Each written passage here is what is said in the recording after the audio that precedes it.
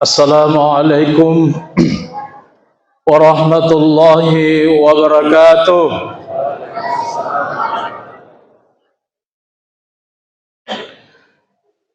Alhamdulillahi rabbil alamin.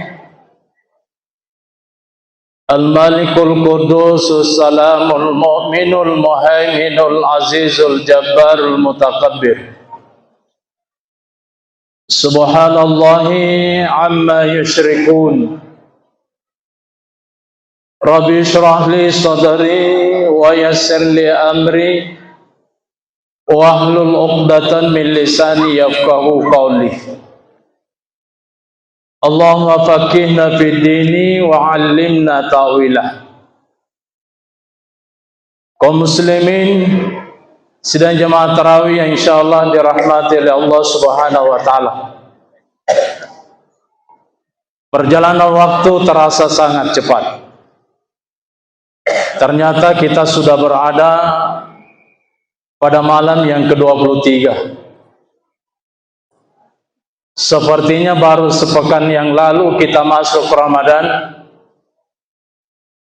Ternyata Ramadan ini sudah masuk pada fase terakhir. Harapan kita semua cuma satu, semoga ibadah yang kita laksanakan selama Ramadan ini diterima di sisi Allah Subhanahu wa taala. Hadirin yang berbahagia, ada dua kekurangannya umatnya Rasulullah sallallahu alaihi wasallam, termasuk kita. Tapi Allah memberikan kita tiga kemuliaan. Saya ulangi. Allah memberikan kita dua kekurangan, tetapi Allah memberikan kita tiga kemuliaan. Yang pertama, kekurangannya umatnya Rasulullah sallallahu alaihi wasallam itu pendek usianya dibandingkan dengan usia umat-umat sebelum kita. Misalnya jemaah yang berbahagia, Nabi Ishak bersama dengan umatnya itu rata-rata usianya 140 tahun. Nabi Ibrahim itu rata-rata usianya 175 tahun. Bahkan dalam riwayat disebutkan Nabi Ibrahim itu disunat di usia 80 tahun. Dan yang dipakai memotong itu bukan silet, bukan gunting, tapi kampak. Ini saya tidak tahu, tidak bisa bayangkan kalau ujungnya mau dipotong, tengahnya kena. Kira-kira apa Nabi bilang ibu-ibu? Yang paling panjang jamaah yang berbahagia, usianya umatnya Nabi Nuh. Nabi Nuh bersama dengan umatnya itu rata-rata 950 tahun. Itu tidak terhitung dari usia kanak-kanak sampai remaja. Nabi Nuh mendakwakan agamanya 950 tahun. Tapi yang beriman, yang percaya terhadap dakwanya Nabi Nuh itu tidak lebih dari 80 orang. Coba kira-kira jemaah yang berbahagia, 950 tahun didakwai, diajar, dinasihati, tapi ternyata yang percaya kepada dakwanya Nabi Nuh itu hanya 80. Nabi kita sallallahu alaihi wasallam itu hanya 23 tahun menyebarkan agama Islam. Tapi 23 tahun itu hampir mengislamkan atau semua jazirah Arab itu sampai di Eropa, Afrika, Islam itu sudah bisa diterima. Jangan bicara saat ini. Inilah jamaah yang berbahagia, kekurangannya umatnya Rasulullah pendek usia kita. Nabi kita mengatakan a'maru ummati baina sittina wa sab'in. Usia umatku itu antara 60 sampai 70 tahun. Kalau ada yang lewat dari 70 tahun, itu bisa dihitung jari. Qalilun, kata Nabi kita, itu sedikit. Kalaupun lewat dari itu, rata-rata kembali kepada usia kanak-kanak kembali. Kekurangan yang kedua, jemaah yang berbahagia, dari segi fisik. Fisik umatnya Rasulullah sallallahu alaihi wasallam itu kecil dibandingkan dengan umat-umat sebelumnya. Nabi Adam itu, jemaah yang berbahagia, itu tingginya dalam riwayat disebutkan 60 hasta. 60 hasta itu kurang lebih 30 meter. Coba bayangkan kalau misalnya 30 meter, nah masjid saja ini tidak ada 30 meter. Inilah jemaah yang berbahagia, tapi umatnya Rasulullah, terutama Indonesia ini, Asia Tenggara, kita ini kecil dulu. Tapi ada satu kelebihannya umatnya, orang Indonesia. Konon ada satu penelitian, itu orang barat kalau dia pensiun banyak uangnya, karena diberikan uang pensiunnya itu pasangannya banyak. Dan uangnya itu dia pakai keliling, Pak, dia nikmati itu. Saya lihat kita perhatikan, memang rata-rata turis itu sudah berumur. Tapi kalau orang Indonesia banyak uangnya, satu di Pak pikirannya, beristri lagi. Jadi kecil-kecil itu orang Indonesia, tapi pikirannya tambah istri. Tapi ibu-ibu jamaah yang berbahagia, ini bukan salah. Ini sesuatu yang benar. Daripada selingkuh, lebih bagus menikah. Ini dua kekurangannya jamaah yang berbahagia, umatnya Rasulullah sallallahu alaihi wasallam, termasuk kita ini. Tiga kelebihan yang Allah berikan kepada kita.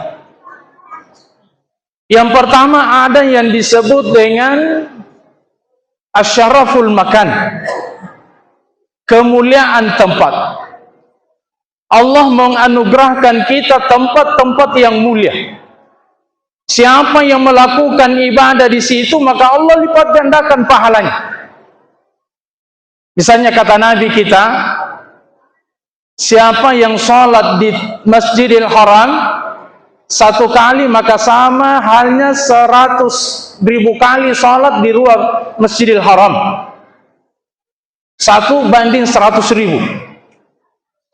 Siapa yang sholat di masjidku, kata Nabi kita, maka sama dengan 1000 kali sholat di luar. Misalnya di Al-Kautsar. Siapa yang sholat di Masjidil Aqsa, maka sama dengan 500 kali sholat di Masjid Al-Kautsar ini. Makanya Nabi kita sallallahu alaihi wasallam mengatakan, la tasyuddur rihal. Jangan kamu melakukan perjalanan, jangan kamu dulu kemana-mana sebelum melakukan perjalanan ke 3 tempat ini. Atau paling tidak di 2 tempat, Masjidil Haram dengan Masjidil Nabawi. Artinya jangan dulu ke Jerman, jangan dulu ke Amerika, jangan dulu ke Eropa dan seterusnya, sebelum kaki kita menginjakkan 2 tempat yang suci ini. Luar biasa Pak pahalanya Allah berikan kepada kita. 1 kali beribadah 100.000 kali. Makanya ini salah satu faktor sehingga orang berlomba-lomba ke sana. Haji apalagi, bahkan melakukan sesuatu yang di luar ketentuan, bahkan menyogok untuk pergi haji. Ini saya tidak tahu hukumnya jamaah yang berbahagia, pergi melaksanakan ibadah, tapi yang dia pakai adalah cara yang kotor, cara atau sesuatu yang dilarang, menyogok. Jemaah yang berbahagia, ini satu kemuliaan. Yang kedua, ada yang disebut dengan asyarafuz zaman, kemuliaan waktu. Ada waktu-waktu tertentu yang Allah tentukan kepada kita, dikhususkan kepada umatnya Rasulullah sallallahu alaihi wasallam. Siapa yang melakukan ibadah di situ, maka Allah lipat gandakan juga pahalanya. Allah hapuskan dosanya. Misalnya kata Nabi kita, salatul Jum'ah hijjul fuqara. atau al-jum'atu hijjul fuqara. Salat Jumat itu adalah hajinya orang-orang yang tidak mampu. Jadi Bapak dan Ibu, kalau kita belum punya kemampuan untuk menginjakkan kaki kita di dua tanah haram, maka jangan sampai kita juga tidak menginjakkan kaki di masjid-masjidnya Allah Subhanahu wa ta'ala. Dalam satu tahun ada hari yang Allah istimewakan buat kita semua, yang disebut dengan Yaumul Arafah pada tanggal 9 Zulhijjah itu. Kata Nabi kita, siapa yang melakukan ibadah puasa pada hari itu, maka diampuni dosanya 2 tahun. 2 tahun kita berdosa, Pak, Allah maafkan dosa kita. Padahal satu hari kita melakukan ibadah. Allah tidak berikan keistimewaan ini kepada umat-umat yang lain. Coba tanya makin. Orang Kristen, adakah ibadahmu satu kali di gereja dibayar atau diberikan kamu pahala sekian? Tidak ada. Dalam satu hitungan bulan, ada bulan yang paling mulia yang hanya diperuntukkan kepada kita umatnya Rasulullah Sallallahu Alaihi Wasallam. Itulah yang disebut dengan Ramadan ini. Kebetulan kita berada di bulan Ramadan ini. Allah lipat gandakan ini. Allah berikan fasilitas untuk melipat gandakan pahala kita di Ramadan ini. Makanya Nabi mengatakan, ragima anfu rajulin, orang yang paling celaka adalah orang yang memasuki Ramadan kemudian habis Ramadan tidak diampuni dosanya. Kenapa? Dia tidak memanfaatkan fasilitas pengampunan yang Allah siapkan untuknya. Dan di Ramadan ini ada satu malam yang lebih mulia lagi, jamaah yang berbahagia, yang disebut dengan malam kemuliaan, yang istilah kita disebut dengan Lailatul Qadar. Kebetulan saatnya juga ini turun, jamaah yang berbahagia.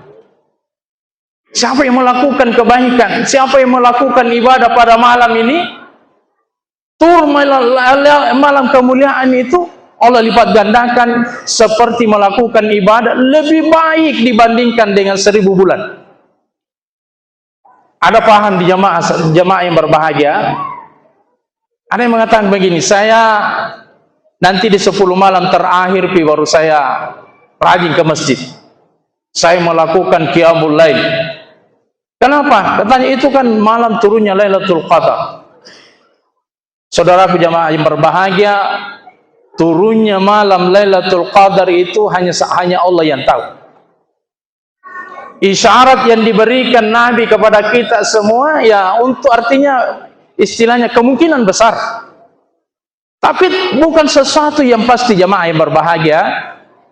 Tapi yang pastinya turunnya malam Lailatul Qadar itu ada malam hari di bulan Ramadan. Oleh karenanya kalau kita ingin memastikan diri kita mendapatkan malam kemuliaan itu, dari malam pertama sampai malam terakhir jangan alpa melakukan ibadah, Pak. Jangan alpa tarawih ta, salat sunat ta, mengaji ta, doa ta, zikir ta, dan seterusnya. Sebab kapan kita tidak melakukan apa-apa, apalagi kalau melakukan maksiat pada malam itu, turun malam Lailatul Qadar juga, dalam hukum dalam usul fikih ada juga yang disebut dengan mafhum mukhalafah.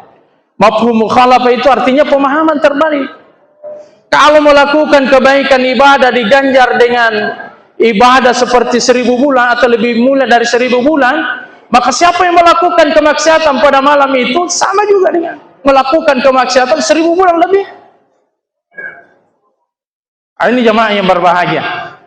Kemudian yang ketiga kemuliaan yang Allah berikan kepada kita, ada yang disebut dengan asyaraful ibadah, kemuliaan ibadah. Hanya dalam agama kita ada yang disebut dengan ibadah wajib, ada yang disebut dengan ibadah sunnah. Ibadah wajib yang kita lakukan itu jamaah yang berbahagia, tujuannya untuk mendapatkan rahmat kasih sayang Allah, supaya kita disayang Allah, supaya kita dirahmati oleh Allah Subhanahu wa ta'ala. Ibadah sunnah yang kita lakukan, pertama fungsinya adalah syafaat. Apa itu syafaat? Pertolongan ketika ketika kita mendapati kesulitan nanti, terutama fi yaumil qiyamah. Yang kedua, ibadah sunnah yang kita lakukan bukan untuk memperkuat dan menyempurnakan ibadah wajib, kekurangan ibadah wajib yang kita lakukan. Misalnya ibadah sholat kita, ibadah sholat wajib kita, siapa yang bisa jamin dirinya konsentrasi khusyuk dari awal sampai akhir, dari takbir sampai assalamualaikum? Siapa yang konsentrasinya 100%? Tidak ada. Nah, kekurangan itu ditutupi oleh ibadah sunnah yang kita lakukan. Ibadah sunnah yang kita lakukan. Kemudian jemaah yang berbahagia, ibadah sunnah atau salat sunnah yang kita lakukan itu menunjukkan kalau ada orang yang rajin menjaga salat sunnahnya, tidak usah dipertanyakan itu salat wajibnya.